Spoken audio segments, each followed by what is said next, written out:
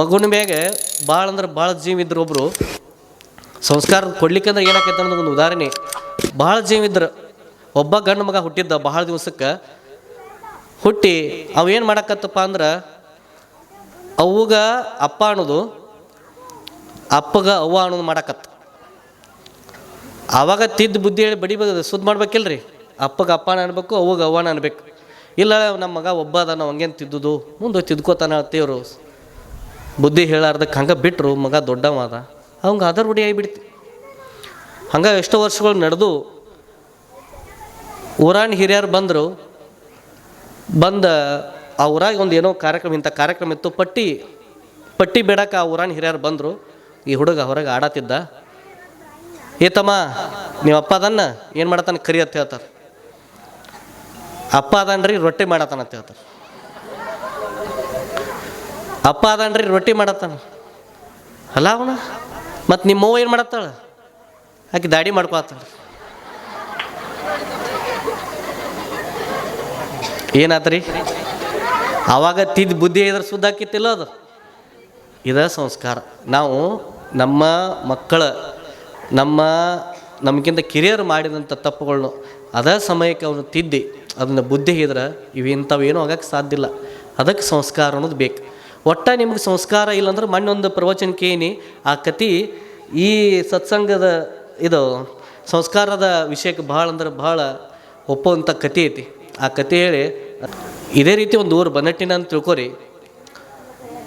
ಆ ಊರೊಳಗೆ ಏನಾಗ್ತಂದ್ರೆ ಶರಣ ಬಸವೇಶ್ವರ, ಕಲಬುರಗಿ ಶರಣ ಬಸವೇಶ್ವರ ಅವ್ರದ ಪುರಾಣ ನಡೆದಿರ್ತದೆ.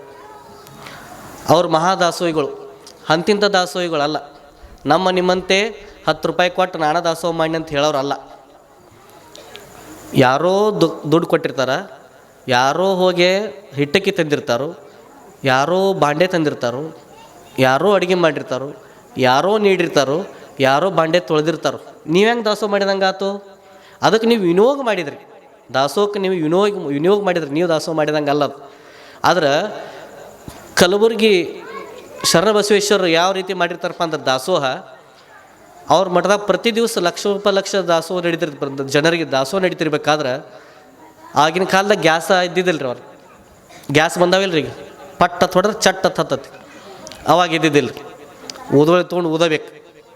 ಹಾಗಿದ್ದಾಗ ಒಂದು ದಿವ್ಸ ಭಾಳ ಧಾರಾಕಾರ ಮಳೆ ಬಿದ್ದ ಕಟ್ಟಿಗೆಲ್ಲ ತೋದು ಬಿಡ್ತಾವೆ. ಮತ್ತು ಅಡುಗೆ ಹೆಂಗೆ ಮಾಡೋದು? ಕಟ್ಟಿಗೆ ತೊಂದು ಮಾಡಿ ಅಡುಗೆ ಹೆಂಗೆ ಮಾಡ್ತೀರಿ ಅವರಿ? ಮಾಡೋಕ್ಕೆ ಸಾಧ್ಯ ಆಗೋದಿಲ್ಲ. ಅವಾಗ ಎಲ್ಲರೂ ಭಕ್ತರು ಬಂದು ಅಜ್ಜವ್ರಿಗೆ ಹೇಳ್ತಾರೆ, ಹಿಂಗಾಗೈತೆ ರೀ, ಮತ್ತು ಕಟ್ಟಿಗೆಲ್ಲ ತೋದಾವು, ಅಡುಗೆ ಹೆಂಗೆ ಮಾಡೋದು ಅಂದಾಗ, ಇದು ಶಿವನ ಸಂಕಲ್ಪ ಐತಪ್ಪ, ಬಿಡಾಕೆ ಬರೋದಿಲ್ಲ, ದಾಸೋಹ ಮಾಡ್ಕೊತ ಬಂದೀವಿ. ಬಂದ ಶರಣರಿಗೆ ಬರೀ ಹೊಟ್ಟೆಯಿಂದ ಕಳಿಸೋದು ನಮ್ಮ ಧರ್ಮ ಅಲ್ಲ. ಮಠದ ಜಂತ್ಯಾಗಿನ ಏನವು ಹಾಕಿರ್ತಾರಲ್ಲ ಎಳಿಪಳಿ, ಮಠಕ್ಕೆ ಹಳಿ ಮಠ ಅದು. ಅವಾಗ ಜಂತಿ, ಈಗೆಲ್ಲ RCC ಬಂದವು. ಅವಾಗೆಲ್ಲ ಎಳಿಪಳಿ ಹಾಕ್ತಿದ್ರು ನೋಡ್ರಿಲ್ಲೋ, ನೆನಪದಾವಿಲ್ಲ, ಮತ್ತು ಮರ್ತಿರೋ ಎಳಿಪಳಿ ಅಂತ ಹಾಕಿರ್ತಾರೆ.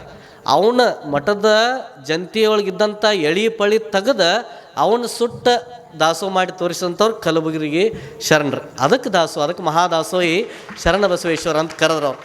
ಹಂಗೆ ಅವರ ಪುರಾಣ ನಡೆದಿತ್ತು ಆ ಊರಾಗ. ದಾಸೋಹ ಅವ್ರು ಹಿಂಗೆ ದಾಸೋಹ ಮಾಡಿದರು, ಹಿಂಗೆ ದಾಸೋಹ ಮಾಡಿದ್ರು ಅಂತೇಳಿ ಶಾಸ್ತ್ರಿಗಳು ಹೇಳಿದಂಥ ಅದನ್ನು ಕೇಳಕ್ಕೆ ಬಂದಂಥ ಒಬ್ಬರು ಏನೂ ಅವ್ರಿಗೇನೂ ಸಂಸ್ಕಾರ ಗೊತ್ತಿಲ್ಲ, ಏನೂ ಮಾಡಿದವರಲ್ಲ, ಯಾವಾಗೂ ಏನೂ ಮಾಡೇ ಇಲ್ಲ ಅವ್ರು. ಯಾವ ಸ್ವಾಮಿಗಳು ಖರ್ಚು ಪ್ರಸಾದ ಮಾಡಿಸಿದವರಲ್ಲ, ಯಾರಿಗೆ ಅನ್ನ ಹಾಕಿದವರಲ್ಲ, ಎದಕ್ಕೂ ಇಂಥದ್ರು ಕೂಡಿದಂಥ ಸತ್ಪಾತ್ರದೊಳಗೆ ಕೂಡಿದಂಥ ವ್ಯಕ್ತಿ ಅಲ್ಲ. ಅವ ಯಾವುದೋ ಒಂದು ಕಾರಣಕ್ಕೆ ಬಂದು ಆ ಪ್ರವಚನದಾಗ ಕುಂತು ಕೇಳಿ ಅವನಲ್ಲಿ ಏನೋ ಒಂದು ಹುಟ್ಟಿ ನಾನು ಈ ಗುರುಗಳ ಮನೆಗೆ ಕರೆಸಬೇಕು, ಅವ್ರಿಗೆ ಪ್ರಸಾದ ಮಾಡಿಸ್ಬೇಕು ಅಂಥೇಳಿ ಅವನಿಗೊಂದು ಆಸೆ ಹುಟ್ಟಿ ಪ್ರತಿ ದಿವಸ ಪುರಾಣಿಕರನ್ನ ಪ್ರತಿಯೊಬ್ಬರು ಕರ್ಕೊಂಡು ಹೋಗಿರ್ತಾರೆ ಅವ್ರ ಮನೆಗೆ. ಅದೇ ರೀತಿ ನಾಳೆ ನಮ್ಮದೇ ಇರಲಿ ಪ್ರಸಾದ ಅಂಥೇಳಿ ನಾವು ಭಿನ್ನ ಕರಿತಾನೆ. ಶಾಸ್ತ್ರಿಗಳನ್ನ, ತಬಲಾಜಿ ಅವ್ರನ್ನೆಲ್ಲ ಕರಿತಾನೆ. ಆ ರೀತಿಯಾಗಿ ಹೋಗ್ತಾರೆ ಅವರೆಲ್ಲ. ಅವ್ರ ಮನೆ ಪ್ರಸಾದಕ್ಕೆ ಹೋಗ್ತಾರೋ, ಹೋಗೆಲ್ಲ ಕೈಕಾಲು ಮುಗಿ ತಗೊಂಡು ಭಸ್ಮ ಹಚ್ಕೊಂಡು ಅವ್ರ ಗದ್ಗೆ ಮ್ಯಾಗ ಕುಂಡಿರ್ತಾರೆ ಶಾಸ್ತ್ರಿಗಳು, ತಬಲಾಜಿ ಅವರೆಲ್ಲ ಸೇವಕರೆಲ್ಲ ಕುಂಡಿರ್ತಾರೆ. ಅವ್ರ ಹೆಣ್ಮಕ್ಳು ಪ್ರತಿಯೊಂದು ಮಾಡಿದಂಥ ತಿಂಡಿಗಳು ಏನು ಮಾಡಿರ್ತಾರಲ್ಲ ಮನೆಯಾಗ ಪ್ರಸಾದ, ಅದೆಲ್ಲ ನೀಡ್ತಾರೆ. ಎಲ್ಲ ನೀಡಿದ ಮೇಲೆ ಸ್ವಾಮಿಗಳು ಏನತ್ತಾರೆ, ನಿಮಗೆ ನೀವು ಮನ್ಯಾಗ ಮಾಡಿದಂಥ ಪ್ರತಿಯೊಂದು ಪ್ರಸಾದ ನೀಡಿರ್ತೀರಿ. ನೀಡಿದ ಮ್ಯಾಗ ಏನತ್ತಾರೆ ಸ್ವಾಮಿಗಳು ನಿಮಗೆ? ಸಾಷ್ಟಾಂಗ ಹಾಕತ್ತೆ ಹೇಳ್ತಾರಿಲ್ಲ ರೀ. ಸಾಷ್ಟಾಂಗ ಹಾಕತ್ತೇಳಿ ಸ್ವಾಭಾವಿಕ ಹೇಳ್ತಾರೆ ಅವ್ರು. ಇವಂಗೆ ಸಾಷ್ಟಾಂಗ ಅಂದ್ರೆ ಗೊತ್ತಿರಂಗಿಲ್ಲ. ಅವ ಹೋಗ್ಕಾನ ಹಿಂತಿತೆಕ್ ಎಲ್ಲ ನೀಡಿ ಇಲ್ಲೋದು ಕೇಳ್ತಾನೆ. ಎಲ್ಲ ನೀಡೀನಿ ಮತ್ತು ಸಾಷ್ಟಾಂಗ ಹಾಕೋಣತ್ತಾರಲ್ಲ ಸ್ವಾಮಿಗಳು, ಅದನ್ನ ಮರ್ತಿ ಆಂಬಲ್ ಪಾಟ್ನ ಶೆಟ್ರ್ ಅಂಗಡಿಗೆ ಕಳಿಸು, ಒಂದು 5 ರೂಪಾಯಿ ತರ್ಸದ್ನ ಹೇಳ್ತಾರೆ. ಅವ ಹೇಳೋಣ, ಅವ ಹೋಗಿ ಅವನು ಹಿಂತಿಗೆ ಹೇಳ್ತಾನೆ. ಹೆಂಡ್ತಿ ತಮ್ಮ ಹುಡುಗನ ಕರಿತೈತಿ, ತಮ್ಮ ಬಾಯ್ಲೆ ಪಾಟ್ನ ಶೆಟ್ರ್ ಅಂಗಡಿಗೆ ಹೋಗಿ 5 ರೂಪಾಯಿ ಸಾಷ್ಟಾಂಗ ತೊಗೊಂಬಾತ ಹೇಳ್ತಾರೆ. ಹುಡುಗ ಡ್ರತ್ ಹೊಡ್ಕೋತ ಹೋಗತಿ. ಓಡ್ಕೋತ ಹೋಗಿ ಶೆಟ್ರ್ ಅಂಗಡಿಯಾಗ ಮಣ್ಗಂಡ ದನಿಗಿರ್ತೈತಿ. ಹಬ್ಬದ ಸೀಸನ್ನ, ಶ್ರಾವಣ ಮಾಸ, ಶೆಟ್ರಿಗೆ ಭಾಳ ಅಂದ್ರೆ ಭಾಳ ಗದ್ಲು ಇರ್ತೈತಿ. ಇವು ನಿಂತ ಶೆಟ್ರ ಸಾಷ್ಟಾಂಗ ಕೊಡ್ರಿ, ಸಾಷ್ಟಾಂಗ ಕೊಡ್ರಿ ಎತ್ತಿರ್ತಾನೆ. ಏನಪ್ಪ ಹುಡುಗ ಲವಂಗನ ತಾವತಾನ ಶೆಟ್ಟಿ, ಲವಂಗ ಅಲ್ರಿ 5 ರೂಪಾಯಿ ಸಾಷ್ಟಾಂಗ ರೀ ಅಂತ. ಅವಂಗೂ ತಿಳಿ ತಿರುಗ್ತದೆ, ಇದೆ ಅಂತದು 5 ರೂಪಾಯಿ ಸಾಷ್ಟಾಂಗ ಅಂತೇಳಿ. ಇಲ್ಲ ಅದಿಲ್ಲ ಅಂತ ಹೇಳ್ತಾನೆ. ಇಲ್ರಿ ನಾವು ಅಪ್ಪ ತೊಗೊಂಡ ಬಾ ಅಂತ ಹೇಳ್ತಾನೆ. ಹಂಗಾರೆ ಬಾಯಿ ಐತಿ ಒಳಗೆ ಕರಿತಾನೆ. ಕರೆದ ಎಷ್ಟು ರೂಪಾಯ್ದು ಬೇಕು? 5 ರೂಪಾಯಿ. ಹಾಂ 5 ರೂಪಾಯಿ ಕೊಡುತ್ತೆ. 5 ರೂಪಾಯಿ ತೊಗೊಂಡ ಸಾಷ್ಟಾಂಗ ಕೊಡ್ರೆ 2 ಗೆಡ್ಡಿಗೆ ಬಿಟ್ಟು ಕಳಿಸ್ಬಿಡ್ತಾನೆ ಶೆಟ್ಟಿ. ಆತ ಈ ಹುಡುಗ ಹುಡ್ಕೋತ ಬರ್ತೈತಿ, ತಿಕ್ಕೋತ ಬರ್ತೈತಿ. ಬಂದಿಂದ ಅವರು ತಂದೆಪ್ಪ ಸಾಷ್ಟಾಂಗ. ಹಾಂ ತಂದನು ಬೇ, ಕೋಡ ಒಂದಿಟ್ಟು ಭಾಗ ಅಂತ ಬಾಗಿ ಬಿಡ್ತಾಳೆ ತಾಯಿ. ಕೊಡ್ತಾನೆ 2 ಗೆಡ್ಡಿಗೆ. ಸಾಷ್ಟಾಂಗ ತೊಗೊಂಬತ್ತು ನೀ ನನ್ನ ಕಳಿಸಿದಿ, ಶೆಟ್ಟಿ ನನಗೆ ಕೊಟ್ಟ, ನಾನು ನಿನಗೆ ಕೊಟ್ಟನಿ. ಮತ್ತು ನೀಕೆ ಯಾರಿಗೆ ಕೊಡ್ಬೇಕು? ಗಂಡನ ಕರಿತಾಳೆ. ಒಂದಿಟ್ಟು ಮರಿ ಕರ್ಕೊಂಡು ಹೋಗ್ಕಾಳು. ಹಿಂದಿನ ಪೆಂಡಿಂಗ್ ಇರ್ತಾವಲ್ಲ ಪಾಯ್ಲು, ಅವನ್ನೆಲ್ಲ ನೆನಪು ಮಾಡ್ಕೊಂಡು ಒಳಗೆ ಕರೆದ, ಎಲ್ದೈತ್ಲಿ ಸಾಷ್ಟಾಂಗ ಎಲ್ಲೈತಿ ತಾಯಿ ಕೇಳ್ತಾನ. 2 ಕೊಡ್ತಾ. ಸಾಷ್ಟಾಂಗ ನೀವು ಬೇಡಿದ್ರಿ, ನಾ ಹುಡುಗನ ಶೆಟ್ರ್ ಅಂಗಡಿ ಕಳಿಸಿದ್ನಿ. ಶೆಟ್ಟಿ ಹುಡುಗ ಕೊಟ್ಟ, ಹುಡುಗ ನನಗೆ ಕೊಟ್ಟ, ನಾನು ನಿಮಗೆ ಕೊಟ್ಟನು. ಇನ್ನು ನೆಕ್ಸ್ಟ್ ಸಾಷ್ಟಾಂಗ ಕೇಳಿದವ್ರು ಯಾರು? ಶಾಸ್ತ್ರಿಗಳು. ಹೋದ್ರು ಪಾಪ ಅವ್ರು ಮತ್ತೆ ಸಾಷ್ಟಾಂಗ ಹಾಕೋಣವ್ರಲ್ಲ, ಶಾಸ್ತ್ರಿಗಳಿಗೊಂದು ಕೊಡ್ತಾರೆ. ಅಂದ್ರೆ ಯಾಕಂದ್ರೆ ತಿಳುವಳಿಕೆ ಇರ್ಲಿಕ್ಕಂದ್ರೆ, ಸಂಸ್ಕಾರ ಇರ್ಲಿಕ್ಕಂದ್ರೆ ಹಂಗೆ ಆಕತ್ತೆ. ಅಷ್ಟ ಅಂದ್ರೆ ಏನು? ಅಷ್ಟ ಅಂದ್ರೆ 8. ಹಾಂ, ನಮ್ಮ ದೇಹದಲ್ಲಿರುವಂಥ 8 ಅಂಗಗಳು, ಅವನ್ನೆಲ್ಲ ನಮ್ಮ ದೇಹದಲ್ಲಿರೋ ಎಲ್ಲ 8 ಅಂಗಗಳು ಸಮೇತವಾಗಿ, ನನ್ನ ಶಿರ ಸಮೇತವಾಗಿ ಎಲ್ಲವೂ ನಿನಗೆ ಅರ್ಪಣೆ ಆಗಿತ್ತಪ್ಪ. ನನ್ನಲ್ಲಿರುವಂಥ ಬರುವಂಥ ಎಲ್ಲ ಕಷ್ಟ ಕಾರ್ಪಣ್ಯಗಳಿಗೆ, ದುಃಖ ದುಮ್ಮಾನಗಳಿಗೆ, ಸುಖ ದುಃಖಗಳಿಗೆ ಎಲ್ಲ ನೀನೇ ಹೊಣೆಯಿದಿ. ನೀ ಪ್ರಸಾದ ಮಾಡಿ ಸಂತುಷ್ಟನಾಗಿ ನನಗೆ ಒಳ್ಳೇದಾಗಲಿ ಅಂತ ಆಶೀರ್ವಾದ ಮಾಡಪ್ಪ ಅಂತೇಳಿ ನೀವೆಲ್ಲರೂ ಸಾಷ್ಟಾಂಗ ಹಾಕ್ಬೇಕು. ಅವಾಗ ಸಾಷ್ಟಾಂಗ ಮುಂದೆ ಕುಂತಂಥ ಜಂಗಮಗೆ ದೇವರಿಗೆ ಮುಟ್ತೈತಿ. ಅವಾಗ ನೀವು ಮಾಡಿದ್ದಕ್ಕೆ ಸಾರ್ಥಕತೆ ಹುಡ್ತೈತಿ. ಅದಕ್ಕೆ ಸಂಸ್ಕಾರ ಅನ್ನೋದು ಇರ್ಲಿಕ್ಕಂದ್ರೆ ಈ ರೀತಿ ಆಕೈತಿ ನೋಡ್ರಿ. ಹುಷಾರ್ಲಿ ಸಾಷ್ಟಾಂಗ ಆಕತ್ತೆ ಹೇಳ್ರಿ ಯಾರಿಗಾರ ಇನ್ನು ಹಂಗೆ ಆ ರೀತಿ ಆಕತಿ.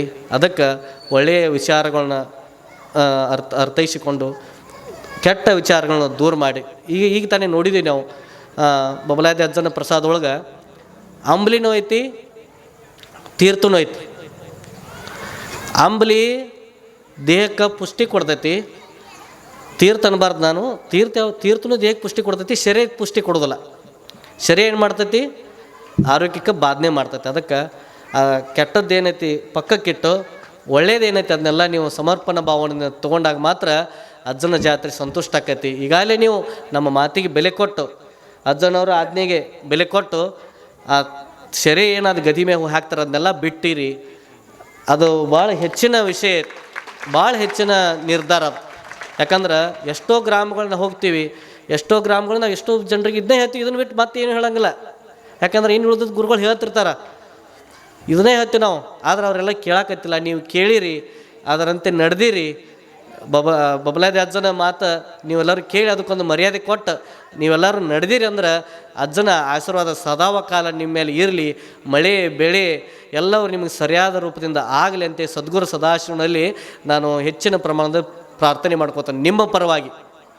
ಯಾಕಂದ್ರೆ ಒಂದು ಸಾಲಿರ್ತೈತಿ, ಶಾಲ್ಯಾನ ಮಕ್ಕಳು ಶಿಕ್ಷಕಗೆ ಎಲ್ಲರೂ ಸಮಾನ ಆದರೂ ಕೂಡ ಅವ್ನು ಹೇಳಿದಂತೆ ಕೇಳಿ ಸರಿಯಾದ ರೀತಿಯಿಂದ ಓದಿ ಹೆಚ್ಚಿನ ಅಂಕ ಪಡೆಯುವಂಥ ವಿದ್ಯಾರ್ಥಿ ಮ್ಯಾಗ ಶಿಕ್ಷಕಗೆ ಹೆಂಗೆ ಹೆಚ್ಚಿನ ಪ್ರೀತಿ ಇರ್ತೈತ್ಲ, ಹಂಗೆ ಸದಾಶಿವ ಅಜ್ಜಗ ಎಲ್ಲರೂ ಆದರೆ ಅದ್ರೊಳಗೆ ಅವನ ಮಾತು ಕೇಳಿ ಅವನ ನುಡಿಯಂತೆ ನಡೆದು ನೀವೆಲ್ಲರೂ ಮುಕ್ತರಾಗಕ್ಕೇನು ಹೊಂಟಿರಲಿ. ಅದಕ್ಕೆ ನಿಮ್ಮ ಮ್ಯಾಗ ಹೆಚ್ಚಿನ ಪ್ರೇಮ ಸದಾಶಿವ ಅಜ್ಜ ತೋರಿಸ್ತಾನೋ ಅದ್ರೊಳಗೇನು ಮಾತಿಲ್ಲ. ಯಾಕಂದ್ರೆ ಬಬಲಾದವ್ರ ನುಡಿನ ಐತಿ, ದುಡ್ದವ್ರನ್ನ ಹಂಗೆ ಕಳಿಸೋದಿಲ್ಲ, ಪಗಾರ ಕೊಟ್ಟ ಕಳಿಸ್ತಾನೆ ಅನ್ನೋದು ನಿಮಗೆಲ್ಲರ ಜಗಜ್ಜಾಹಿರ ಆದಂಥ ನುಡಿನೇ ಐತೆ. ಅದಕ್ಕೆ ಅದನ್ನೇನು ಬಿಡಿಸಿ ಹೇಳೋದು ಬೇಕಾಗಿಲ್ಲ. ಅದಕ್ಕೆ ಒಳ್ಳೆಯ ಸಂಸ್ಕಾರವನ್ನು ಪಡೆದಂಥ ನೀವು ನಾವೆಲ್ಲರೂ ಧನ್ಯ. ಅದಕ್ಕೆ ಎಷ್ಟೋ ಜನರು ಸಂಸ್ಕಾರಹೀನರಾಗಿ ಅಲ್ಲಿ ರೋಡ್ನ್ಯಾಗ ಬಿದ್ದಿರ್ತಾರೆ ನೋಡ್ರಿಲ್ಲೋ, ಅಲ್ಲಿ ರೋಡ್ನ್ಯಾಗ ಬಿದ್ದಿರ್ತಾರೋ ಅಂಥದ್ದೆಲ್ಲ ನಮ್ಮ ಮಕ್ಕಳಿಗೆ ಬರದೇ ಇರಂಗೆ ಮಾಡಪ್ಪ ದೇವ್ರೆ ಅಂತ ಬೇಡ್ಕೋಬೇಕು. ನಿಮ್ಮ ಮಕ್ಕಳಿಗೆ ಒಂದು ಆಸ್ತಿ ಮಾಡೋಕೆ ನಿಮಗೆ ಸಾಧ್ಯತೆ ಬಿಡ್ತೈತೆ ಗೊತ್ತಿಲ್ಲ, ಆದ್ರೆ ಒಳ್ಳೆಯ ಸಂಸ್ಕಾರವನ್ನು ಕೊಡೋದು ಮಾತ್ರ ತಪ್ಪದ ಮಾಡಿರಿ. ಯಾಕಂದ್ರೆ ನೀವೆಲ್ಲರೂ ಸಂಸ್ಕಾರಿಗಳು ಅದಿರಿ. ರೈತರ ಮಕ್ಕಳು ಯಾವಾಗಲೂ ಸಂಸ್ಕಾರಿಗಳು. ನೀವು ಹೋಗಿ ನೋಡಿರಿ, ಎಲ್ಲ ವೃದ್ಧಾಶ್ರಮಗಳು ಎಲ್ಲ ಕಡೆ ಹೋಗಿ ನೋಡಿ ಬರ್ರಿ ನೀವು.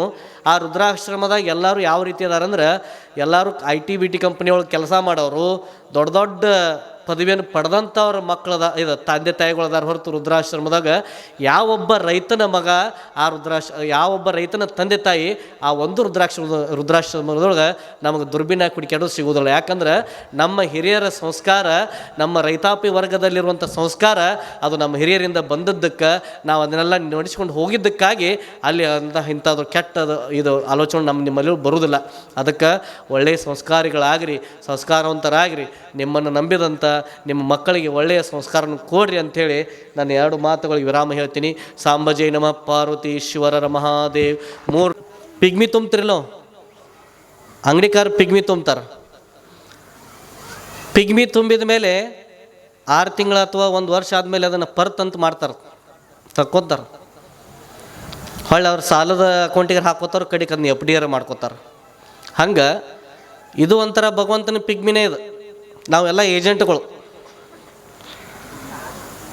ಆದ್ರೆ ನಾವು ಪರ್ತ್ ಮಾಡೋದಲ್ಲ, ಮ್ಯಾಗ ಹೋಗಿಂದ ಅಜ್ಜನ ಪರ್ತ್ ಮಾಡಿ ನಿಮಗೆ ಅದನ್ನೆಲ್ಲ ಸುದ್ದಿ ಮಾಡ್ತಾರೆ. ಇದು ಈ ಪಿಗ್ಮಿ ಪರ್ತಾಗೋ ಪಿಗ್ಮಿ ಅಲ್ಲಿದು, ನಿಮ್ಮನ್ನೆಲ್ಲರನ್ನು ಮುಕ್ತರನ್ನು ಮಾಡೋ ಪಿಗ್ಮಿ ಐತಿದು. ಇಂಥ ಕಾರ್ಯಕ್ರಮ ಇದು ಹೀಗೆಲ್ಲ ಮಾಡ್ಬೇಕಂದ್ರೆ ಸಂಸ್ಕಾರ ಬೇಕು. ಸಂಸ್ಕಾರ ಇರ್ಲಿಕ್ಕಂದ್ರೆ ಯಾವ ರೀತಿ ಆಕೈತಪ್ಪ ಅಂದ್ರೆ ನಾವು ಪ್ರತಿಯೊಬ್ಬ ಜೀವರಾಶಿಗೆ ನಮ್ಮದೇ ಆದಂಥ ಒಂದು ಸಂಸ್ಕಾರನ ಕೊಡಬೇಕಾಕತ್ತೆ. ಪ್ರತಿಯೊಂದು ಧರ್ಮ, ಪಂಥ, ಜಾತಿ, ಧರ್ಮ ಅವ್ರದ್ದೇ ಆದಂಥ ಸಂಸ್ಕಾರಗಳದಾವೆ. ಅವನ್ನೆಲ್ಲ ಕೊಡ್ಕೊತಾರೆ. ನಮ್ಮ ಹಿರಿಯರು ಬಬಲಾದಿ ಸಂಸ್ಕಾರ ಯಾವ ರೀತಿ ಹೇಳ್ತೈತಿ? ಬಂದ ಭಕ್ತರಿಗೆ ಮೊದಲು ಭಕ್ತನಾಗು, ಆಮೇಲೆ ದಾನಿಯಾಗು, ಆಮೇಲೆ ಜ್ಞಾನಿಯಾಗು, ತದನಂತರ ಮಾಣಿಯಾಗು, ತದನಂತರ ಮುಕ್ತನಾಗು ಅಂತ ಹೇಳ್ತೈತಿ ಬಬಲಾದಿ ಮಠ. ಏನು ಹೇಳ್ತೈತಪ್ಪ ಅಂದ್ರೆ ಮೊದಲು ಭಕ್ತನಾಗಿ ಮಠಕ್ಕೆ ಬರ್ರಿ, ಆಮ್ಯಾಗ ದಾಸೋಹಕ್ಕಾಗಲಿ ಇಂಥ ಕಾರ್ಯಕ್ರಮದೊಳಗೆ ನಿಮ್ಮ ದುಡ್ಡನ್ನು ವಿನಿಯೋಗ ಮಾಡಿ ದಾನಿಗಳಾಗ್ರಿ. ಆಮೇಲೆ ಗುರುಗಳ ಸಂಗಡ ಪಡ್ಕೊಂಡು ಪರಮಾತ್ಮನ ಅನುಗ್ರಹದಿಂದ ನೀವೆಲ್ಲರೂ ಜ್ಞಾನವನ್ನು ಪಡ್ಕೊರಿ. ಜ್ಞಾನ ಬಂದಿಂದ ಏನಕತಿ? ಮಾನ ಸಿಗ್ತತಿ. ಜ್ಞಾನಿಗಳನ್ನೆಲ್ಲ ಮ್ಯಾಗ ಕರೆಸಿ ನೀವೆಲ್ಲ ಸತ್ಕಾರ ಮಾಡ್ತಿರಲ್ಲ, ಅದು ಮಾನಿಗಳಾಗ್ರಿ. ಮಾನಿಗಳಾದ ನಂತರ ಏನಾಕಿರಿ? ನೀವೆಲ್ಲರೂ ಪರಮಾತ್ಮನ ಅವಿಚ್ಛಿನ್ನ ಕ್ಷೇತ್ರವಾದಂಥ ಇದು ಕೈಲಾಸದೊಳಗೆ ನೀವೆಲ್ಲ ಅಜರಾಮರಾಗಿ ಮುಕ್ತರಾಕಿರಿ ಅಂತ ಹೇಳ್ತೈತಿ ಬಬಲಾದಿ ಮಠ. ಹಂಗೆ ಪ್ರತಿಯೊಂದು ಇದಕ್ಕೆ ಒಂದು ಅದರದ್ದೇ ಆದಂಥ ಸಂಸ್ಕಾರ ಇರ್ತೈತಿ. ಆ ಸಂಸ್ಕಾರದ ಹಾದಿಯೊಳಗೆ ನೀವೆಲ್ಲರೂ ಹೋಗ್ಬೇಕು. ಸಂಸ್ಕಾರ ತಪ್ಪಂದ್ರೆ ಏನಾಕೈತಪ್ಪ ಅಂದ್ರೆ ನನ್ನ ಜೀವನದೊಳಗೆ ಆದಂಥ ಒಂದು ಘಟನೆನ ನಿಮಗೆ ಹೇಳ್ತೇನೆ, ಅಂದಾಗ ನಿಮಗೆ ಅದರ ಸರಿಯಾಗಿ ಅರ್ಥ ಆಕೈತಿ. ಏನಪ್ಪ ಅಂದ್ರೆ ನಾವು ಬಬಲಾದಿ ಮಠದೊಳಗೆ ಹುಟ್ಟಿದ್ವಿ. ಯಾವ ಜನ್ಮದ ಪುಣ್ಯದ ಫಲವೋ, ಸದ್ಗುರುವಿನ ಅನುಗ್ರಹದ ಫಲವೋ ಅಂಥ ಜಾಗದೊಳಗೆ ನಾವು ಹುಟ್ಟಿ ನಮ್ಮ ಜೀವನ ನಡೀತಾ ಬಂತು. ನಮ್ಮ ಅಪ್ಪವರು ಒಂದು ಡಿಸಿಷನ್ ಭಾಳ ಚಲೋ ಮಾಡಿದ್ದಾರೆ. ನಮಗೆ ಎಷ್ಟು ಹೊಲ ಗಳಿಸಿದ್ರು ಅನ್ನೋದು ಮುಖ್ಯ ಇಲ್ಲ, ಎಷ್ಟು ಭಕ್ತರನ್ನ ತಯಾರು ಮಾಡಿ ನಮ್ಮ ಜೋಳಿಗೆ ಕೊಟ್ರು ಅನ್ನೋದು ಮುಖ್ಯ ಅಲ್ಲ. ಆದ್ರೆ ನನ್ನ ಜೀವನದೊಳಗೆ ನಮ್ಮ ತಂದೆಯವರು ಮಾಡಿದಂಥ ಒಂದು ಅಗ್ರಗಣ್ಯ ಕೆಲಸ ಯಾವುದಪ್ಪ ಅಂದ್ರೆ ನನ್ನ ಹೋಗಿ ಮುರುಗೋಡ ಮಹಾಂತ ಅಜ್ಜನ ಮಠದೊಳಗೆ ಅಭ್ಯಾಸಕ್ಕಾಗಿ ಇಟ್ಟದ್ದ ಒಂದು ದೊಡ್ಡ ನನಗೆ ಅವ್ರ ಕೊಡುಗೆ ಕೊಟ್ಟದ್ದು. 1,000 ಎಕರೆ ನನಗೆ ಅವ್ರ ಆಸ್ತಿ ಮಾಡಿದ್ರು ಅಷ್ಟು ಒಳ್ಳೇದಾಗ್ತಿಲ್ಲ ಗೊತ್ತಿಲ್ಲ. ಆ ಮುರುಗೋಡ ಮಹಾಂತ ಅಜ್ಜನ ಮಠದೊಳಗೆ ನಾನು ಇಟ್ಟದ್ದಕ್ಕೆ ಭಾಳ ಅಂದ್ರೆ ಭಾಳ ನಮ್ಮ ಅಪ್ಪಗೆ ನಾ ಚಿರುಣಿಯಾಗಿನಿ. ಯಾಕಂದ್ರೆ ಅಪ್ಪನ ಕರ್ತವ್ಯನೇ ಅದು ಆಗಿರಬಹುದು ಕರೆಲ್ಲ, ಆದರೆ ಎಷ್ಟೋ ತಂದೆ ತಾಯಿಗಳು ಯಾವ ರೀತಿ ಕರ್ತವ್ಯ ನಿಭಾಯಿಸಕತ್ತಾರೆ ನಿಮ್ಗೆ ಗೊತ್ತೈತಲ್ಲ, ಅದನ್ನೆಲ್ಲಿ ಬಿಡಿಸಿ ಹೇಳೋದು ಬೇಕಾಗಿಲ್ಲ. ಅದೇ ರೀತಿ ಯಾಕಂದ್ರೆ ಇದನ್ನು ಎದಕ್ಕೆ ಹೇಳಕತ್ತನಪ್ಪ ಅಂದ್ರೆ ಬಬಲಾದಿ ಮಠ ಅಂದ್ರೆ ಏನಾಗಿಬಿಟ್ಟಿತ್ತಂದ್ರೆ ಬರೀ ಅಜ್ಜ ಏನು ಮಾಡಿದ್ದ, ಕಾಲಜ್ಞಾನ ಬರೆದಾನು, ಮತ್ತು ತತ್ವಜ್ಞಾನದ ಪದಗಳನ್ನ ಮುಂಡಿಗೆ ರೂಪದೊಳಗೆ ಬರೆದಾನು. ಅದೇ ರೀತಿ ತೀರ್ಥನೂ ಮಾಡ್ಯಾನು, ಅಂಬ್ಲಿನೂ ಐತೆ ನಮ್ಮ ಮಠದಾಗ. ಆದ್ರೆ ಅದು ಯಾರ ಕಣ್ಣಿಗೂ ಕಾಣೋದಿಲ್ಲ. ಇಟ್ಟನದ್ರ ಮಗ್ಲು ಅದು ಕಾಣವಲ್ದವ್ರಿಗೆ. ಅವ್ರಿಗೆ ಏನು ಬೇಕಾದ್ರೆ ಕಾಣವಲ್ದು, ಅವ್ರಿಗೇನು ಬ್ಯಾಡಾಗಿತ್ತು ಅದು ಬೇಕಾಗಿತ್ತು ಅವ್ರಿಗೆ. ಹಂಗೆ ಏನಾಗಿತ್ತಮ್ಮ, ನಮಗೆಲ್ಲರಿಗೆ ಒಂದು ಕಪ್ಪು ಪಟ್ಟಿ ಬಂದುಬಿಟ್ಟಿತ್ತು. ಬಬಲಾದವ್ರು ಅಂದ್ರೆ ಹೆಚ್ಚಿನವರು, ಕಾಲಜ್ಞಾನ ಬರೆದವರು, ಬಹಳ ಅಂದ್ರೆ ಬಹಳ ದೊಡ್ಡವರು ಅನ್ನೋದು. ಅವ್ರು ದೊಡ್ಡವರೇ ಇದ್ದಾರೆ, ಆ ಮಾತು ಬೇರೆ. ಆದ್ರೆ ಅದೊಂದು ತಪ್ಪು ಕಲ್ಪನೆ ಇತ್ತು. ಮುರುಗೋಡ ಮಹಾಂತಜ್ಜನ ಮಠದ ಸ್ವಾಮಿಗಳು ನೀಲಕಂಠ ಮಹಾಸ್ವಾಮಿಗಳು ಒಗದು ನನಗೆಲ್ಲ ತಿಳಿ ಹೇಳಿದ್ರು. ಅದ ಸಂಸ್ಕಾರ. ಆ ಮಠಕ್ಕೆ ಹೋಗಿರ್ಲಿಕ್ಕಂದ್ರೆ ಅಜ್ಜ ನಾನು ಏನು ಮಾಡ್ತಿದ್ದು ಗೊತ್ತಿಲ್ಲ, ಅವ್ನ ಸಂಕಲ್ಪ ಏನಿತ್ತು ಗೊತ್ತಿಲ್ಲ. ಆ ಮಠಕ್ಕೆ ನಾ ಹೋಗಿರ್ಲಿಕ್ಕೆ 100ಕ್ಕೆ 100 ಇಷ್ಟೊತ್ತಿಗೆ ದೊಡ್ಡ ಕುಡುಕರ ಆಗಿರ್ತೀನಿ ಒಂದು, ಇಲ್ಲಾಂದ್ರೆ ಫೋಟೋದಾಗಿರ್ತೀನಿ ಒಂದು. 100ಕ್ಕೆ 100 ಸತ್ಯ ಇದು. ದೊಡ್ಡ ಕುಡುಕ ಸ್ವಾಮಿಯರೇ ಆಗಿರ್ತೀನಿ ಒಂದು, ಇರ್ಲಿಕ್ಕಂದ್ರೆ ಇಷ್ಟೊತ್ತಿಗೆ ಹೋಗಿ ಫೋಟೋದಾಗಿರ್ತೀನಿ ಒಂದು. ಆ ಸಂಸ್ಕಾರ ಏನು ಮಾಡ್ತಿ, ನಿಮ್ಮನ್ನ ಎಲ್ಲರನ್ನೂ ಕೂಡಿಸ್ತಿ. ಒಂದೇ ಮಲ್ಲಿತ್ತು ನಿಮ್ಮನ್ನು ಬಿಡಲಾರಂಥ ಸಂಸ್ಕಾರ ನನಗೆ ಮುರುಗೋಡು ಮಹಾಂತಜ್ಜ ಕೊಟ್ಟಿದ್ದ. ಹಾಗಾಗಿ ಸಂಸ್ಕಾರದ ಬಲದಿಂದ ನಾವು ನೀವೆಲ್ಲರೂ ಕೂಡಿದ್ವಿ. ಆ ಸಂಸ್ಕಾರ ಎಂಬುದು ಭಾಳ ಅಂದ್ರೆ ಭಾಳ ಪ್ರತಿಯೊಬ್ಬರು ಜೀವನದೊಳಗೆ ನಿಮ್ಮ ಮಕ್ಕಳಿಗೆ ನಿಮ್ಮದ ಧರ್ಮ, ನಿಮ್ಮ ಆಚಾರ ವಿಚಾರ, ನಡೆ ನುಡಿ ಏನದಾವ, ನಿಮ್ಮ ಹಿರಿಯರು ನಿಮ್ಗೆ ಏನು ಕಲಿಸಿಕೊಟ್ಟಾರೋ ಅವನ್ನೆಲ್ಲ ಪ್ರತಿಯೊಂದು ತಿಳಿಸ್ರು. ನಿನ್ನೆ ಒಂದಿಷ್ಟು ಪ್ರಶ್ನೆ ಮಾಡಿದಾಗ ಹುಡುಗರು ಹೇಳಿದರು, ರಾಮಾಯಣ ಮಹಾಭಾರತದ ಬಗ್ಗೆ ಹೇಳಿದರು. ಭಾಳ ಖುಷಿ ಆಯ್ತು, ಭಾಳ ಅಂದ್ರೆ ಭಾಳ ಖುಷಿ ಆಯ್ತು. ಅವರ ತಂದೆ ತಾಯಿ ಒಳಗೆ ನಾ ಭಾಳ ಚಿರುಣಿ ಆಗಿರುತ್ತೆ. ಅದನ್ನೆಲ್ಲ ವಿಷಯಗಳು ಅವ್ರಿಗೆ ತಿಳಿಸ್ಕೊಟ್ಟಾರಂದ್ರೆ ಅಂಥ ಸಂಸ್ಕಾರ ಇದ್ರೇ ಅದು ಆಗಕ್ಕೆ ಸಾಧ್ಯ ಐತಿ, ಹೊರತು ಸಂಸ್ಕಾರ ಇರಲಿಕ್ಕೆ ಸಾಧ್ಯ ಇಲ್ಲ. ಏನಾಗಿತ್ತು, ಕೆಟ್ಟ ಜನರ ಸಹವಾಸದಿಂದ ಏನಾಕೈತಿಪ್ಪ ಅನ್ನಕ್ಕೆ ಒಂದು ಕತೆ ಹೇಳ್ತೇನೆ ನಾನು. ಒಬ್ಬರು ಯೋಗಿಗಳಿದ್ರು. ಅವ್ರು ಯೋಗ ಸಾಧನೆ ಮಾಡ್ಕೊತ ಇದ್ರು. ಸಂಚಾರ ಮಾಡ್ಕೊಂತ ನದಿ ದಂಡೆಯೊಳಗೆ ಬಂದರು. ಬಂದ ನಂತರ ಅವ್ರು ಏನು ಮಾಡ್ತಾರೋ, ಸಂಧ್ಯಾ ವಂದನೆ ಮಾಡ್ಬೇಕಾಗಿತ್ತು ನಾವು ಅಂತೇಳಿ ನದಿ ಹತ್ರ ಬಂದು ಸಂಧ್ಯಾ ವಂದನೆ ಮುಗಿಸಿ ಸದ್ಗುರುವಿನ ಧ್ಯಾನ ಮಾಡ್ಕೊಂತ ನದಿ ತಟದೊಳಗೆ ಕುಂತಿದ್ರು. ಕುಂತು ಕಣ್ಣು ಮುಚ್ಕೊಂಡು ಪರಮಾತ್ಮನ ಧ್ಯಾನದೊಳಗೆ ಅವ್ರು ತಲ್ಲೀನರಾಗಿದ್ದರು. ಅದೇ ಸಂದರ್ಭದೊಳಗೆ ಒಬ್ಬರು ಬೇಟೆಗಾರರು ಅಲ್ಲಿ ಆ ಸ್ಥಳಕ್ಕೆ ಬಂದರು. ಬೇಟೆಗಾರ ಏನು ಮಾಡ್ತಾರೆ, ಬೇಟೆ ಆಡ್ತಾರಲ್ರಿ, ಮೊಲ ಹಿಡಿತಾರೋ, ಜಿಂಕೆ ಹಿಡಿತಾರೋ, ಕೊಲ್ತಾರೋ, ಅವನ್ನೆಲ್ಲ ಭಕ್ಷಣೆ ಮಾಡ್ತಾರೋ. ಅಂತ ಬೇಟೆಗಾರ ಆ ಸ್ಥಳಕ್ಕೆ ಬರ್ತಾನ. ಬಂದ ಗುರುಗಳ ಹತ್ರ ಬಂದು ನಿಂತು ಏನು ಹೇಳ್ತಾನಪ್ಪ ಅಂದ್ರೆ ಗುರುಗಳನ್ನ ಎಬ್ಬಿಸ್ತಾನ. ಗುರುಗಳನ್ನ ಅವ್ರ ಧ್ಯಾನದೊಳಗೆ ಇರ್ತಾರ ಪಾಪ, ಅವರ ಧ್ಯಾನಕ್ಕೆ ಭಂಗ ಮಾಡಿ ಅವ್ರನ್ನ ಎಬ್ಬಿಸಿ ಗುರುಗಳು ಕಣ್ಣು ತೆಗೆದು ಯಾಕಪ್ಪ ಏನಾಯ್ತು ಅಂತ ಕೇಳಿದಾಗ, ಇಲ್ರಿ ಬುದ್ಧಿ, ನಾ ಒಂದು ಸ್ವಲ್ಪ ಕಾಲ್ ಮಾಡ್ಯಾಕ ಹೊಂಟನು, ಈ ಬಿಲ್ಲು ಮತ್ತು ಬಾಣವನ್ನು ನೀವು ನೋಡ್ಕೋತೀರಿ ಅಂತ ಹೇಳ್ತಾರೆ. ಆಯ್ತಪ್ಪ ಹೋಗಂತ ಚೆನ್ನಾಗಿ ನೋಡ್ರಿ ಮತ್ತೆ ಹೇಳ್ತಾನ. ಮೊದಲ ಬೇಟೆಗಾರ, ಆಯ್ತಪ್ಪ ಸರಿಯಾಗಿ ನೋಡ್ಕೋತಾನೆ. ಮತ್ತೆ ಏನ್ರ ಆದ್ರೆ ನೀವ ಜವಾಬ್ದಾರಿ ಅಂತೇಳಿ ಮತ್ತೆ ಹೇಳ್ತಾನೆ ಯಾರಿಗೆ, ಗುರುಗಳಿಗೆ. ಆಯ್ತಪ್ಪ ಹೋಯ್ ಬಾನಿ ಅಂತ ಹೇಳಿದ ಮೇಲೆ ಅವ ಬೇಟೆಗಾರ ಹೋಗ್ತಾನ. ಆಮೇಲೆ ಗುರುಗಳು ಧ್ಯಾನ ಮಾಡ್ಕೊಂತ ಕುಂಡಿರ್ತಾರೆ. ಬಿಲ್ಲು ಬಾಣ ಅವ್ರ ಪಕ್ಕದಲ್ಲೇ ಇರ್ತಾವ. ಎಷ್ಟೋ ಹೊತ್ತಿನವರೆಗೆ ಅವರು ಧ್ಯಾನ ಮಾಡಿದ್ರು ಕೂಡ ಇವು ಬೇಟೆಗಾರ ಬರುವುದಿಲ್ಲ. ಗುರುಗಳ ಧ್ಯಾನ ಪರಮಾತ್ಮಕ್ಕೆ ಹೋಗುವುದಿಲ್ಲ. ಯಾಕಪ್ಪ ಅಂದ್ರೆ ಗುರುಗಳ ಧ್ಯಾನ ಬರೀ ಬಿಲ್ಲಿನ ಕಡೆ ಇರ್ತೈತಿ. ಎದಕ್ಕೆ ಇರ್ತೈತಿಪ್ಪ ಅಂದ್ರೆ ಕಳ್ತಂದ್ರೆ ಮತ್ತೆ ನೀವ ಕೊಡಿಸ್ಬೇಕಂತ ಹೇಳ್ತಾನಲ್ಲ ಅವ. ಆ ಜ್ಞಾನಿಗಳಿಗೆ ಜ್ಞಾನ ದೇವರಲ್ಲಿ ಹೋಗೋದು ಬದಲಿ ಬಿಲ್ಲು ಬಾಣದ ಕಡೆ ಹೋಗ್ತೈತಿ.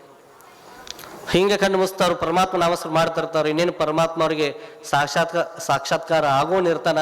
ಅಷ್ಟರೊಳಗೆ ಬಿಲ್ಲು ನೆನಪಾಗಿ ಬಿಡ್ತೈತಿ ಗುರುಗಳಿಗೆ. ಒಂದಕ್ಕೆ ಕಣ್ಣು ತೆಗೆದು ಐತಿ ಇಲ್ಲ ನೋಡ್ತಾರ.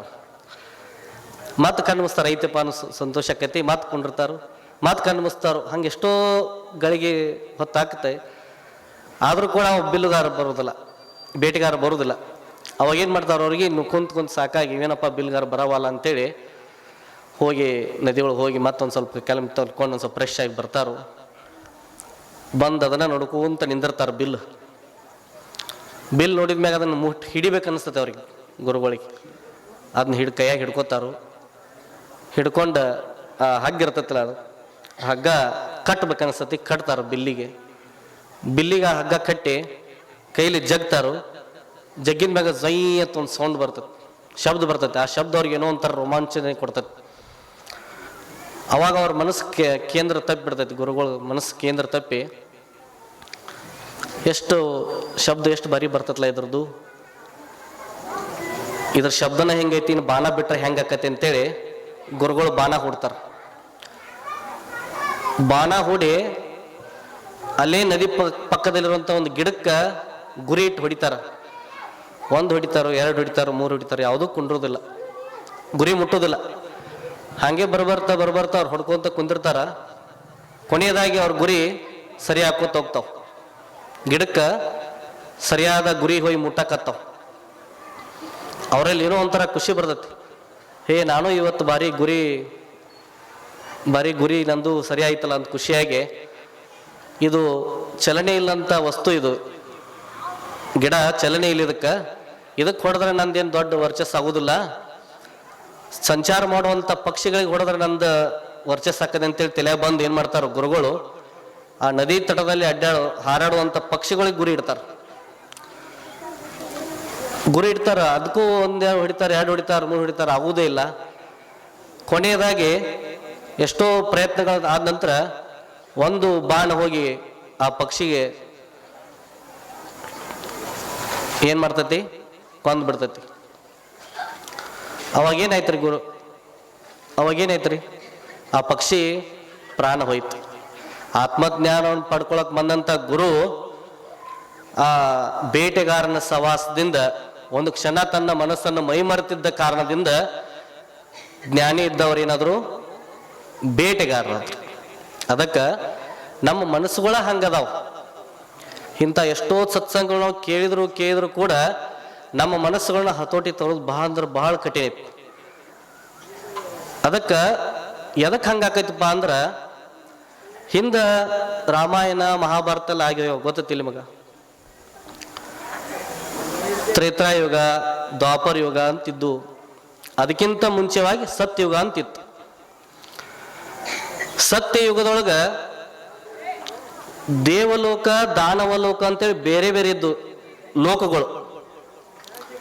ದೇವಲೋಕದೊಳಗ ಒಳ್ಳೆಯ ಜನ ಇರ್ತಿದ್ರು, ದಾನವಲೋಕ ಅಂದ್ರೆ ರಾಕ್ಷಸ ಪ್ರವೃತ್ತಿ ಅಂತ ಜನ ಇರ್ತಿದ್ರು. ಅವೆಲ್ಲ ಲೋಕಗಳು ಬೇರೆ ಬೇರೆ ಇದ್ದು. ಸತ್ಯಯುಗದ ಅಂತ್ಯ ಆಯಿತು, ತ್ರೇತಾಯುಗ ಬಂತು. ಅಂದ್ರ ಯಾರಿದ್ರು ತ್ರೇತಾಯುಗ? ಯಾರ್ದಾರಿ? ಗುಡ್. ರಾಮ, ಲಕ್ಷ್ಮಣ, ಹನುಮಂತ ಅವರೆಲ್ಲ ಬರ್ತಾರೆ. ತ್ರೇತಾಯುಗಕ್ಕೆ ಬಂದಿದ್ದು ಏನಾಯ್ತು? ಒಳ್ಳೆಯ ಗುಣ, ಕೆಟ್ಟ ಗುಣ. ಅಂದ್ರ ದೇವನಾದಂಥ ರಾಮ, ರಾಕ್ಷಸನಾದಂಥ ರಾವಣ ಒಂದ ಲೋಕದೊಳಗಿದ್ರು. ಯಾವ ಲೋಕ್ರಿ? ಭೂಲೋಕದಾಗ ಇದ್ರು. ಆದ್ರೆ ಅವ್ರಿರುವಂಥ ಪ್ರಾಂತ್ಯಗಳು ಬೇರೆ ಬೇರೆ ಇದ್ದು, ದೇಶಗಳು ಬೇರೆ ಬೇರೆ ಇದ್ದು. ಅರ್ಥ ಮಾಡ್ಕೋರಿ, ಬಹಳ ಅಂದ್ರೆ ಬಹಳ ಮುಖ್ಯ ವಿಷಯ ಐತಿ. ಅದು ಮುಗಿತ್ತು, ದ್ವಾಪರಕ್ಕೆ ಬಂದ್ವಿ. ದ್ವಾಪರದಾಗ ಯಾರು ಬರ್ತಾರ ತಂಗಿ? ಯಾರು ಬರ್ತಾರೋ?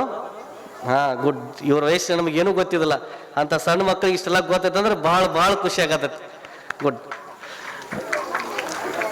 ದ್ವಾಪರದಾಗ ಯಾರು ಬರ್ತಾರೋ? ಕೌರವರು ಮತ್ತು ಪಾಂಡವರು ಅಂತ ಬರ್ತಾರ. ಕೌರವರು ಪಾಂಡವರು ಎಲ್ಲಿ ಹುಟ್ಟಿದ್ರಿ? ಅವರು ಒಂದ ಲೋಕದಾಗಿದ್ರು. ಯಾವುದೋ ಭೂಲೋಕ. ಒಂದ ದೇಶದೊಳಗಿದ್ರು. ಯಾವ ದೇಶ? ಭಾರತ ದೇಶ ಇತ್ತು. ಆದ್ರೆ ಅವರು ಒಂದ ಮನ್ಯಾಗ ಹುಟ್ಟಿದ್ರು. ನಾ ಕತಿ ಹೇಳಕ್ಕೆ ಏನು ಕಾರಣಪ್ಪ ಅಂದ್ರೆ, ಸತ್ಯ ಇದ್ದಾಗ ಒಳ್ಳೆಯ ಗುಣ ಮತ್ತು ಕೆಟ್ಟ ಗುಣ ಬಹಳ ಅಂದ್ರೆ ಬಹಳ ದೂರ ಇದ್ದು. ದೇವಲೋಕ, ದಾನವಲೋಕ ಅಂತ ಬೇರೆ ಬೇರೆ ಇದ್ದು. ತ್ರೇತಾಯುಗಕ್ಕೆ ಬಂದಿಂದ ಒಂದ ಲೋಕದಾಗಿದ್ದು, ದೇಶ ಬೇರೆ ಬೇರೆ ಇದ್ದು. ದ್ವಾಪರಕ್ಕೆ ಬಂದಿಂದ ಅವು ಕೆಟ್ಟ ಮತ್ತು ಒಳ್ಳೆಯ ಗುಣಗಳು ಎಲ್ಲಿ ಬಂದಿದ್ದು? ಒಂದ ಮನ್ಯಾಗ ಹುಟ್ಟಿದ್ದು. ಕೌರವರು ಮತ್ತು ಪಾಂಡವರು ಒಂದೇ ಮನೆತನದ ಮಕ್ಕಳಿದ್ರು. ಅವರ ಗುಣ ಸ್ವಭಾವದಿಂದ ಕೌರವರು ರಾಕ್ಷಸ ಪ್ರವೃತ್ತಿ ಆದ್ರು, ಪಾಂಡವರು ದೇವರ ಪ್ರವೃತ್ತಿಯಿಂದ ಹುಟ್ಟಿದ್ರು. ಆದ್ರೆ ಈಗ ನಾವು ನೀವೆಲ್ಲರೂ ಎಲ್ಲಿದ್ದೀವಿ? ಯಾವ ಕಾಲದಾಗ ಅದೀವಿ? ಕಲಿಯುಗದಾಗ ಅದೀವಿ. ಈಗೆಲ್ದಾರವರು ಒಳ್ಳೇದು ಕೆಟ್ಟದ್ದು ಅನ್ನೋದು ಎಲ್ಲಿತ್ತು ಅಂದ್ರ, ಪ್ರತಿಯೊಬ್ಬ ಜೀವರಾಶಿಯ ಅಂತರಾತ್ಮದೊಳಗೆ ಒಳ್ಳೇದು ಕೆಟ್ಟದ್ದು ಅನ್ನೋದು ನಮ್ಮ ಒಂದೇ ದೇಹದಾಗ ಐತಿ. ಕಲಿಯುಗದಾಗ ಒಂದೇ ದೇಹದಾಗ ಐತಿ. ಆ ಕಾರಣದಿಂದ ನಾವು ಎಷ್ಟೋ ಸತ್ಪಾತ್ರಗಳು ಮಾಡಿದ್ರು ಕೂಡ, ಇಂಥ ಸತ್ಸಂಗ ಕೂಡಿದ್ರು ಕೂಡ, ಇಂಥ ಪೂಜ್ಯರ ಆಶೀರ್ವಾದವನ್ನು ಪಡೆದ್ರು ಕೂಡ ನಮ್ಮಲ್ಲಿರುವಂಥ ದುಷ್ಟ ಬುದ್ಧಿಗಳು ಹೋಗೋದಿಲ್ಲ. ಅವನ ಹಂಗ ಕಟ್ಕೋತಾನೆ ಇರ್ಬೇಕು. ಅದಕ್ಕೊಂದು ಒಳ್ಳೆಯ ಉದಾಹರಣೆ ಏನಪ್ಪಾ ಅಂದ್ರೆ, ಅವಾಗಳೆಲ್ಲರೂ ಪ್ರತಿ ದಿವಸ ನೀವು ಚಹಾ ಮಾಡ್ತಿರಿಲ್ಲೋ? ಅನ್ನ ಮಾಡ್ತೀರಿ, ಸಾಂಬಾರು ಮಾಡ್ತೀರಿ. ಸಾಂಬಾರು ಮಾಡೋ ಬೋಗನ್ಯಾಗ ಚಹಾ ಮಾಡಿದ್ರೆ ಹೆಂಗಾಕೈತ್ರಿ? ಉಪಕಾರ ಹತ್ತತಿಲ್ರಿ ಅವ್ರು. ಸಾಂಬಾರು ಮಾಡೋ ಬೋಗನ್ಯಾಗ ಚಹಾ ಮಾಡಿದ್ರೆ ಉಪಕಾರ ಹತ್ತತ್, ಕುಡಿಯಾಕ ಯೋಗ್ಯ ಆಗೋದಿಲ್ಲ ಒಂದೇ ಸಲ. ಹಂಗ ದಿವಸ ಮಾಡ್ಕೋತ ಹೋರಿ, ಪ್ರತಿ ದಿವಸ ಮಾಡ್ಕೋತ ಹೋರಿ. ಅದನ್ನ ಅದ ಬೋಗಣ್ಯಾಗ ಸಾಂಬಾರು ಮಾಡೋ ಬೋಗಣ್ಯಾಗ ಪ್ರತಿ ದಿವಸ ನೀವು ಚಾ ಮಾಡ್ಕೋತ ಹೋರಿ, ಒಮ್ಮಿಲ್ದೊಮ್ಮೆ ಏನಾಕೈತೆ ಅದು ಸಿಹಿ ಆಕೈತಿಲ್ಲೋ. ಹಂಗ ನಾವು ಒಂದೇ ದಿವ್ಸಕ್ಕೆ ಪರಿಪೂರ್ಣ ಆಗೋದಿಲ್ಲ ಅಂದ್ರೂ ಕೂಡ ಪರವಾಗಿಲ್ಲ, ನಾವು ಪ್ರತಿ ದಿವಸ ಇಂಥ ಸತ್ಸಂಗದೊಳಗೆ ಕೂಡೋದ್ರಿಂದ, ಇಂಥ ಜ್ಞಾನಿಗಳ ಅಮೃತ ವಾಣಿಗಳನ್ನು ಕೇಳೋದ್ರಿಂದ, ಅವನ ಶ್ರವಣ ಮನನ ನಿಧಿಧ್ಯಾಸಾದಿಗಳನ್ನು ಮಾಡೋದ್ರಿಂದ ಪರಮಾತ್ಮನ ನೋಡಕ್ ಸಾಧ್ಯ ಐತಿ. ಇದ್ರೊಳಗೆ ಏನೂ ತಪ್ಪಿಲ್ಲ. ಇದು ಸದ್ಗುರು ಸದಾಶಿವನ ಸಾಕ್ಷಿಯಾಗಿ ನಾ ಹೇಳ್ತೀನಿ, ಇದು ಸತ್ಯ ಆಕೈತಿ. ಅದಕ್ಕೆ ನೀವೆಲ್ಲರೂ ಜ್ಞಾನ ಪ್ರವೃತ್ತಿಯನ್ನು ಕಲಿತ್ಕೊಳ್ರಿ, ಸತ್ಸಂಗದ ನಿಜ ಅರ್ಥವನ್ನು ಅರ್ಥ ಮಾಡ್ಕೋರಿ, ಅದರಂತೆ ನಡೀರಿ ಅಂತ ಹೇಳಿ ಇನ್ನು